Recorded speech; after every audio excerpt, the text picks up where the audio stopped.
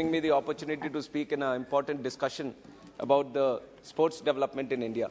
Honorable Chairperson, the year 2022 and over the past few years also, India has seen a splendid performance from our athletes at many events at the global level. And recently also in the Commonwealth 2022, we have seen a total medal worth of 61, 22 gold, 16 silver and 23 bronze, which is one of the best performances India has ever seen in this tournament, madam. And also I'd like to congratulate all our sportspersons who have displayed exemplary athleticism at this world-class level, madam.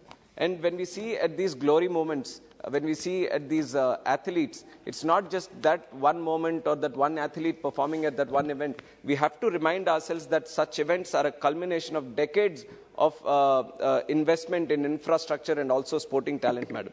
And in our country, it is quite natural when the urgent priorities are like the welfare, health, education, social security, development of logistical infrastructure like roads and public transport.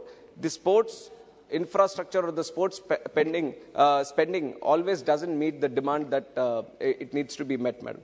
So the government has to look at alternative funding models or creative or innovative spending into the sporting system, madam. And one suggestion that I would like to make in this is a national CSR portal figures that is run by the Ministry of Corporate Affairs.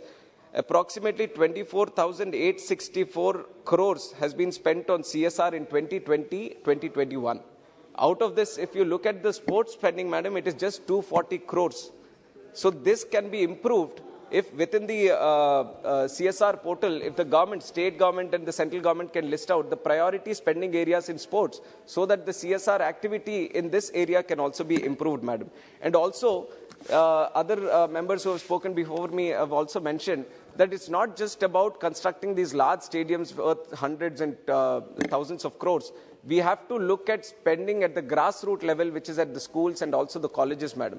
There are excellent grounds, but in reality right now, if you look at these grounds at the village level, they are used for grazing cattle, madam, which has to be the grounds. These are the first grounds that any kid is introduced to. And these should be the nurturing places for all these sporting talent. But that minimum infrastructure has to be provided, madam. So instead of just looking at spending this high amount of budget on these big stadiums, we have to look at that rural expenditure also and in improving.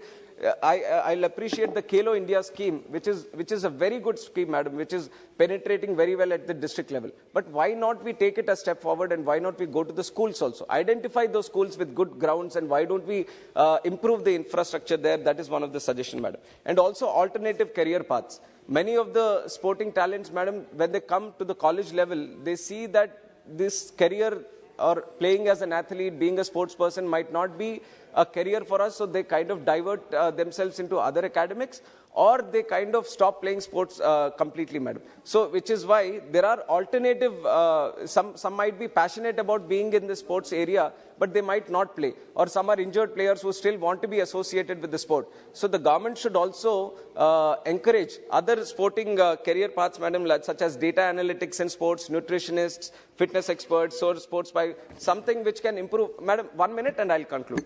And also one more important thing which others have also mentioned, why don't we promote our traditional sports also? With the westernization of culture, we have imported a lot of sports from the other countries and we are kind of concentrating on them itself.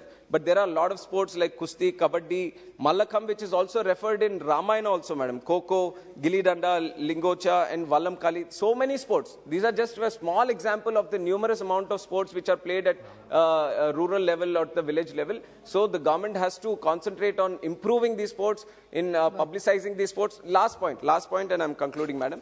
I would also like to request the central government to establish, and madam, one point that I wanted to mention, this Pitta Bhagya Chandra Yadav from my constituency, he went to Nepal in Karrasamu, madam, which is Silambam.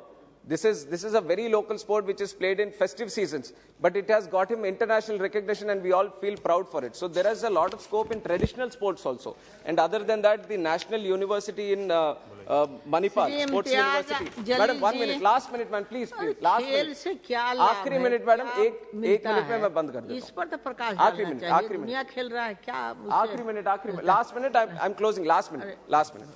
So this National Sports University, there can be a university specifically for water sports, and I would like to invite the central government to invest in Andhra Pradesh for this, madam. We have 1,000 kilometers of coastline, so it's a good destination for improving water sports. And also, madam, I come from a district where we have produced Karnam Malleshwari, madam. She is the first Indian woman who has won an Olympic medal at Sydney 2000 Olympics, madam. So I would like to request the central government to invest more in Khelo India in our district of Srikakulam also. Jalil ji.